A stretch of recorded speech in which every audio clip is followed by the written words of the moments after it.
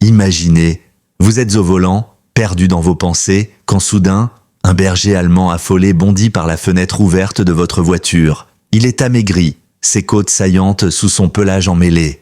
Ses yeux, remplis de terreur, vous fixent avec une intensité bouleversante. Il refuse de sortir. Il se recroqueville sur la banquette arrière, tremblant, comme si vous étiez son seul espoir. Mais pourquoi vous? De quoi fuit-il? Ce couple n'avait aucune idée de ce qui était en train de se passer. Ils étaient loin, très loin d'imaginer la vérité choquante qu'ils allaient découvrir. Et quand ils ont enfin compris pourquoi Tyson avait sauté dans leur voiture, leur vie a basculé à jamais.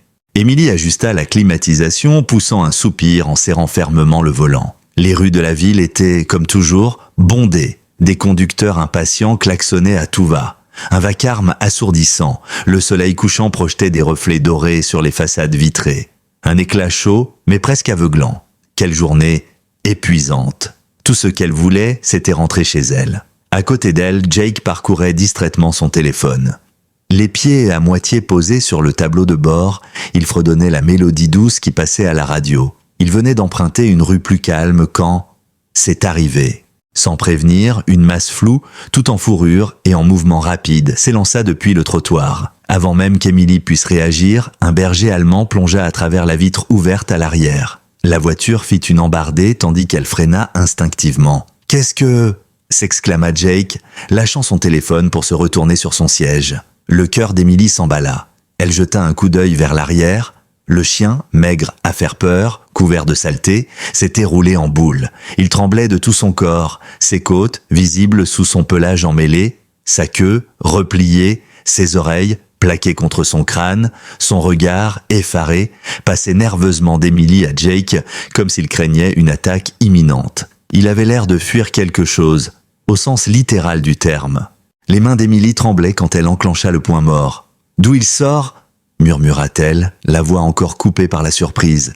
Jake, voulant réagir, posa la main sur la poignée. « Ok, mon grand, on va te faire descendre. » Mais à peine eut-il commencé son geste que le chien se recroquevilla davantage. Un grondement faible, tremblant, s'échappa de sa gorge. Ce n'était même pas agressif. On aurait dit un grognement de détresse pure. Jake s'immobilisa aussitôt. Le cœur d'Émilie se serra. Ce chien était horrifié, au point de craindre même un simple contact. Jake, il est complètement terrifié. Jake hocha la tête, la gorge sèche. Ce n'était clairement pas un simple chien errant à la recherche de nourriture. Il n'avait certainement pas sauté dans leur voiture par jeu. Il fuyait quelque chose. Émilie jeta un œil par la vitre, scrutant le trottoir. Un mètre à sa poursuite, s'était-il échappé de quelque part? La rue était étrangement vide. Juste 2 ou 3 passants qui s'éloignaient dans la direction opposée. Rien, personne ne semblait le poursuivre, juste eux et ce chien paniqué. Émilie se tourna à nouveau vers le berger allemand. Il n'avait pas bougé, tapi dans son coin, toujours aussi tremblant. Son état faisait peine à voir. « Jake, on peut pas le mettre dehors comme ça ?» Il soupira, passant une main dans ses cheveux. « On peut pas juste récupérer un chien inconnu comme ça? Il a peut-être un propriétaire ?» Le regard d'Émilie s'attarda sur l'animal. Est-ce qu'il a l'air d'avoir reçu le moindre soin de qui que ce soit? Jake observa plus longuement le chien. Son expression changea. Un silence s'installa. Seule la respiration saccadée du berger allemand venait le troubler. Puis Émilie lâcha, d'une voix très douce. « Pourquoi nous avoir choisis, hein ?» Le chien ne bougea pas, ne cligna même pas des yeux. Mais dans ce regard, il y avait autre chose qu'une simple frayeur. On aurait dit une supplication silencieuse. Et Émilie sut, à cet instant, elle comprit que ce chien n'était pas simplement perdu. Un destin les avait poussés à se rencontrer, et quoi que ce fût, ils allèrent bientôt le découvrir. Émilie et Jake restèrent un moment à fixer Tyson, le nom qu'ils allaient bientôt lui donner. Toujours recroquevillé dans son coin de banquette arrière, ses côtes saillaient sous son pelage emmêlé, son corps plaqué contre la portière, comme s'il espérait devenir invisible. Ses yeux, agrandis par la peur, erraient sans cesse, guettant la moindre menace. Jake murmura, serrant le volant. « Qu'est-ce qu'on fait ?» Émilie eut un regard anxieux. « On peut pas juste l'abandonner, Jake. Regarde-le. Il est totalement paniqué. » Jake observa ses flancs décharnés, ses muscles tendus, prêts à fuir au moindre mouvement brusque. Ça se voit qu'il a vécu des trucs pas nets. Émilie sortit doucement de la voiture et ouvrit la portière arrière, côté trottoir. Hésitante. « Ok, mon beau, on va essayer de te donner un peu à manger. » Jake fouilla dans la boîte à gants. Il en sortit une barre de céréales, il en cassa un petit morceau et le posa tout près du museau du chien. « T'as faim ?» Le chien renifla vaguement l'air, mais ne bougea pas. Il ne fuyait pas non plus. Il était juste tétanisé. Émilie sentit une boule se former dans sa gorge. Il est trop effrayé pour bouger, même pour manger. Jake déposa le reste de la barre à côté, puis se tourna vers Émilie. « On peut pas le laisser comme ça, Em. Il va pas survivre dehors dans cet état. » Émilie acquiesça, serrant les poings. « On l'emmène chez nous, au moins pour cette nuit. Le temps de voir comment il va. » Jake hocha la tête. « Et si quelqu'un le cherche, on ira voir. Mais ça m'étonnerait. » Tandis qu'Émilie remettait le moteur en route, Tyson ne bougea pas d'un millimètre. Toujours recroquevillé à l'arrière, Émilie eut un pincement au cœur. Que lui était-il arrivé? Alors qu'ils reprenèrent la route, elle se fit une promesse. Ils allaient tout faire pour l'aider. Quelque chose lui disait que ce chien n'appartenait plus à personne. Elle jeta un dernier regard dans le rétroviseur. Leurs regards se croisèrent. Un regard profond, vide. Quelle souffrance avait bien pu lui faire croire que sa dernière chance de survie, c'était de sauter dans une voiture en plein trafic. Le trajet sembla plus long que d'ordinaire. Ni Émilie ni Jake ne parlaient beaucoup, tous deux préoccupés par le chien dans leur dos. De temps à autre, Émilie vérifiait le rétroviseur. Est-ce qu'il respirait encore? Tellement immobile, Jake, lui, semblait absorbé par ses pensées, sans doute en train de peser le pour et le contre de cette situation inédite. En se garant dans l'allée devant leur maison, Émilie coupa le moteur, puis se tourna vers le chien. « Ok, on est arrivé. » Elle coula un regard vers Jake. Il hocha la tête. « Le plus dur va être de le faire entrer. » Émilie acquiesça. Elle sortit de la voiture. Jake fit de même. Puis doucement, ils ouvrirent la portière arrière. Tyson leva à peine la tête, mais son corps restait crispé. Jake tenta de l'attraper pour le soulever, mais le chien laissa échapper un jappement apeuré. Émilie sentit son cœur se serrer. « Il a cru que tu allais le frapper ?» Jake retira aussitôt ses mains. « Désolé, mon grand. » Émilie, cherchant une approche plus douce, fouilla dans un sac de course. Elle en sortit un morceau de poulet cuit, s'accroupit à hauteur de Tyson et lui tendit, tout en douceur. « Ça va aller?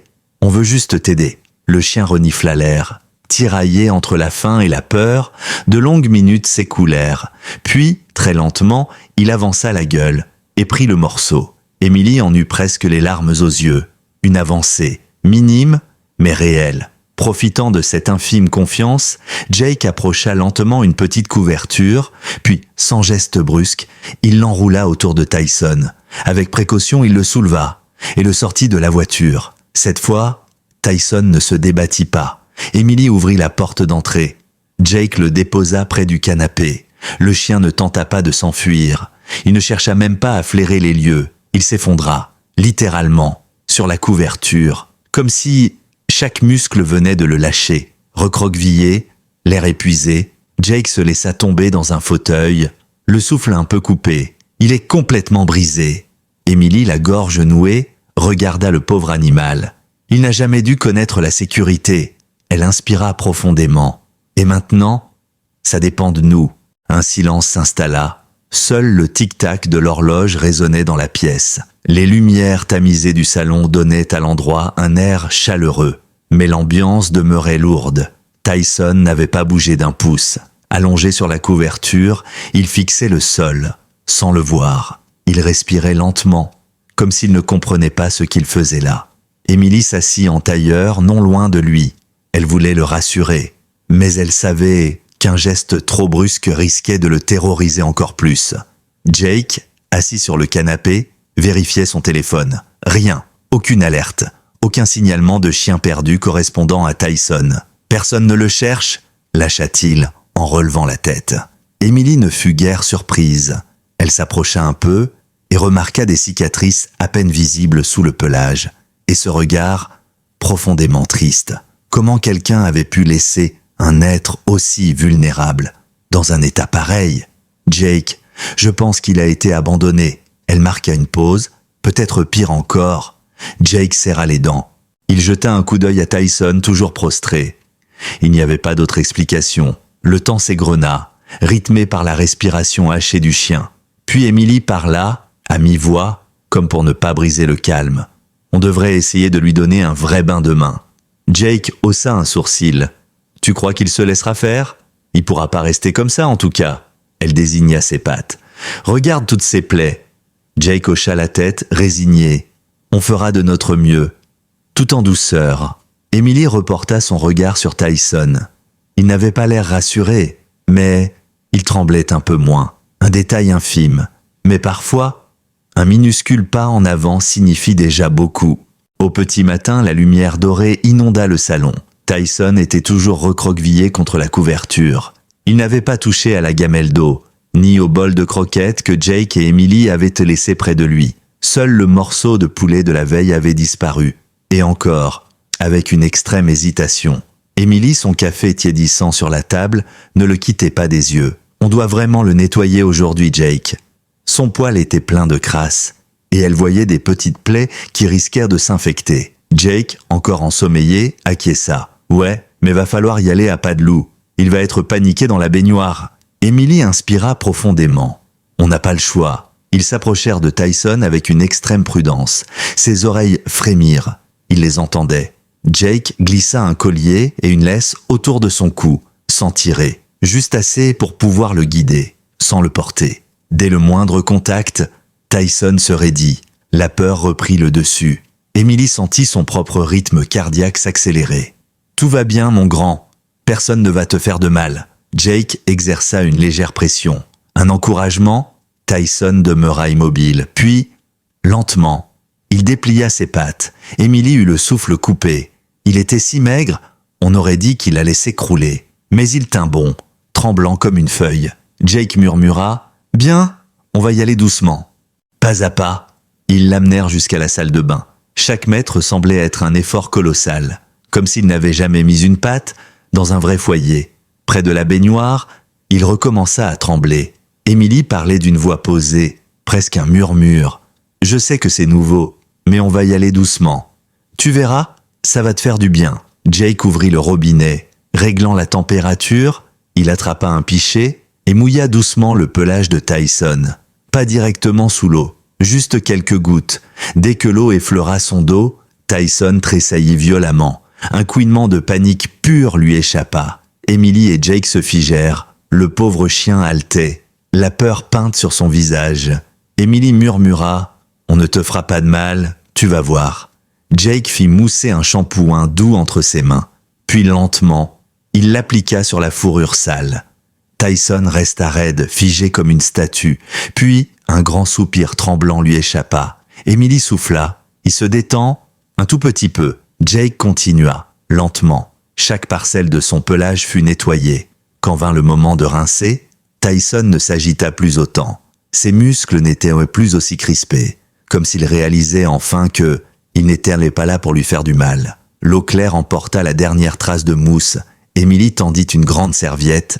Jake s'en empara et frictionna doucement le chien. Puis, dans un léger élan, Tyson releva la tête. Son regard croisa celui de Jake.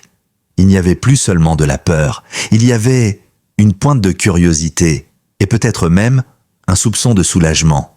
Après ce bain improvisé, Tyson se tenait debout sur ses pattes tremblantes, son pelage mouillé, plaqué contre ses côtes, trop visible. Emily s'accroupit à côté de lui, tamponnant doucement avec une serviette. Jake, resté en retrait, guettait la moindre réaction. Tyson jeta un œil vers Emily, puis lentement, très lentement, il avança son museau vers la main de Jake. Jake se figea, étonné. Tyson venait de faire un geste vers lui, un bref instant de confiance. « Tu as vu ça ?» murmura-t-il, la voix chargée d'émotion.